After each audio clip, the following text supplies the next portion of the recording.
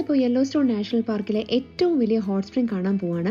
ദാ നേരെ നല്ല ആവി പറക്കുന്നത് കാണുന്നില്ലേ, അതൊരു ഗീസറാണ്. അവിടെ നിന്ന് ഒഴുകി വരുന്ന ചൂടുവെള്ളം ഈ റിവറിലേക്കാണ് വന്ന് ചേരുന്നത്. ബോർഡ് വാക്കിലൂടെയാണ് നമ്മൾ നടക്കുന്നത്. ഇവിടെ കണ്ടിന്യൂസ് ആയിട്ട് ഇങ്ങനെ സ്റ്റീം വന്നുകൊണ്ടിരിക്കുകയാണ്. ഇത് കാണുമ്പോൾ നമ്മൾ ഈ ഊട്ടിയിലെ മഞ്ഞിലൂടെയൊക്കെ നടക്കുന്ന ഒരു ഫീൽ ഉണ്ടെങ്കിലും നല്ല ചൂടാണ്. ഈ സ്റ്റീം നമ്മുടെ മുഖത്തോട്ടൊക്കെ അടിച്ചു കയറി നമ്മൾ നല്ലോണം വേർക്കും. ശരിക്കും സ്റ്റീം ബാത്തിലൊക്കെ കയറിയ ഒരു എഫക്റ്റ് ആണ്. നടക്കുന്ന വഴി ആദ്യം കാണുന്നത് ഒരു ഗീസറാണ്. അതും കഴിഞ്ഞിട്ടാണ് നമ്മുടെ ഗ്രാൻഡ് പ്രിസ്മാറ്റിക് സ്പ്രിംഗ്. ആ സ്പ്രിംഗിന്റെ ഏറ്റവും പെക്യുലർ ഫീച്ചർ എന്ന് പറയുന്നത് അതിന്റെ വൈബ്രന്റ് കളേഴ്സ് ആണ്.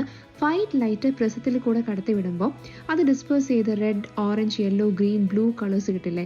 ഇവിടെ അതേ കളേഴ്സ് തന്നെയാണ്. അതുകൊണ്ടാണ് പ്രിസ്മാറ്റിക് സ്പ്രിംഗ് എന്ന പേര് വീണത്. ഈ സ്പ്രിംഗിന്റെ എഡ്ജിൽ താമസിക്കുന്ന ബാക്ടീരിയയുടെ റിയാക്ഷൻ കൊണ്ടാണ് ഇത്രയും ബ്രൈറ്റ് കളേഴ്സ് വരുന്നത്.